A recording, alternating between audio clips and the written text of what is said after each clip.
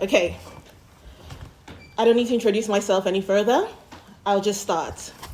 I'd like you to meet Isaac. He's a 36 years old man. He's married and has a family size of 7 people. Isaac is from South Sudan. Prior to the conflict in 2016 and COVID-19, his situation was normal.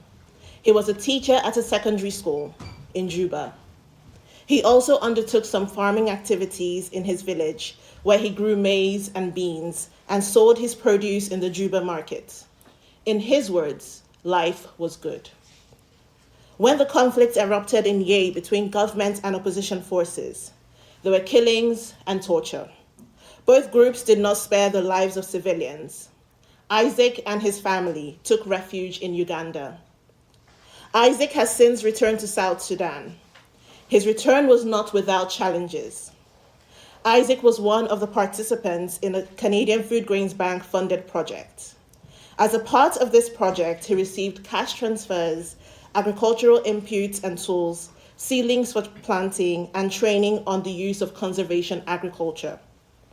As a result of this project's interventions, he was able to return to farming. From the increased sales from his garden produce, he started rearing rabbits. He joined a savings group and initiated a farming group that currently has 26 members. He is able to cater to his household and live in his own home. This project that was funded by Canadian Food Grains Bank and implemented through partners was supported by the Government of Canada. Isaac's story is one of millions of people facing challenges in South Sudan. As we all know, South Sudan is one of the newest nation states, having been created in 2011, and was born out of protracted crisis. The humanitarian situation in South Sudan has persisted in view of the compounding effects of years of conflict, inter-ethnic violence, and climate-related shocks, such as dry spells and flooding. These also exist within a context of currency depreciation and high food prices, leading to greater food insecurity. An estimated 9.4 million people are in need of humanitarian assistance. Women and children continue to be disproportionately affected. These needs are further heightened by the population fleeing the violence in neighboring Sudan since the violence began in April 2023. In the midst of this, Isaac is a success story of international development alongside other participants of this project. This success is not only seen replicated by Canadian Food Grains Bank, but also by numerous charitable organizations seeking to shift the needle. This is what international assistance does. It enables organizations such as ours to do our bit and contribute our quota. The challenges faced by South Sudan are similar to those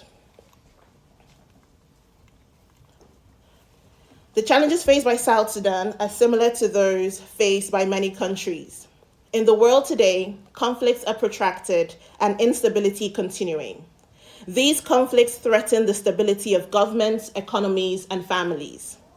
Across the world, we have seen democratic governance being challenged either by the rise of authoritarian regimes, populism, or terrorism. In addition to these, a number of global issues are before world leaders. Firstly, the climate crisis. More and more countries are facing the impact of extreme weather events. The number of such events doubled between 1990 and 2016. Whether it's the drought and famine in the Horn of Africa, the lack of water in the Sahel, or flooding in many parts of Africa, Asia, or South America. Canada is also not spared, with the unprecedented wildfires seen in 2023. More and more people and their livelihoods are affected. Secondly, food insecurity. The climate crisis is having a direct impact on our ability to feed the world. Farms, be it subsistence or large scale, and the ability to produce food are being eroded, coupled with conflict, which causes persons and farmers to abandon their livelihoods for safety. Food insecurity is also being driven by global inflation and a cost of living issue that is not only affecting Canada, but many countries worldwide, and causing millions to resort to negative coping mechanisms. It's also important to know that about 60% of low-income countries are in debt distress or risk of debt distress. Thirdly, deterioration of human rights. With rising hostilities and the challenge to democratic governance, human rights are under threat, particularly for women and children. These challenges have led to the intensification of humanitarian emergencies and a holding steady of humanitarian needs, and these needs are enormous. These challenges also do not leave room for development to thrive. This is only a brief synopsis of the issues before each and every one of us, but more importantly, our leaders. Why is this important? And why should Canada care? What is Canada's role in this? The fast-changing politics and the challenges above outlined demand that Canada step up. The fact is there is a vacuum of global leadership. This is a shoe that Canada can fill. Canada is known for being a leader on the global stage. In the past, when Canada has stepped up, our efforts have had remarkable impacts. Some examples include our initiative on maternal and child health, girls' education, standing with Ukraine in the face of the Russian invasion, to name a few.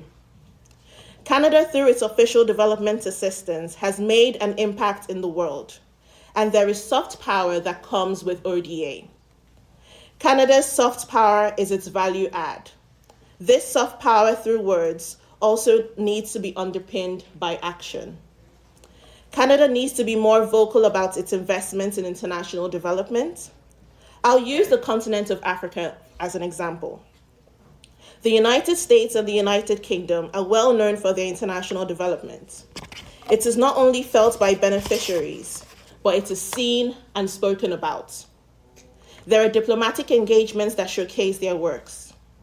China is exerting its presence through infrastructure, and Russia is making inroads. Through my work in Nigeria and Ethiopia, I can say that although Canada is making investments, Canada needs to be more vocal about its investments and have a strategy for these investments. Investments in international development could also, in the long run, have positive implications for trade. Furthermore, Canada's investments in international assistance can also signal to the world and other leaders what priorities should be. When I reference investments, I do not mean only ODA, but also our expertise. Canada has a lot to offer the world. Let's leverage our collective expertise. The ability to share our expertise has been seen in Food Grains Bank projects on conservation agriculture, which has proven to address food insecurity challenges. Canada needs to have feet on the ground. This has a huge impact on populations, and populations influence leaders. In this geopolitical dance, there are the 3 Ds and T. Canada cannot choose to focus on defense, diplomacy, and trade to the detriment of development. Development is a key component. I'll conclude by saying that investing in international development can forestall future challenges for Canada. Canada cannot focus on the domestic to the detriment of geopolitical relevance, of which international development is central. Canada cannot afford to turn a blind eye to the world.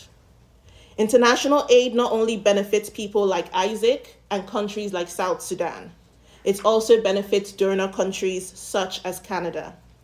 The ability to impact one person's life makes a difference. Lastly, we cannot forget the individual, like Isaac, in pursuit of geopolitical competition. Thank you.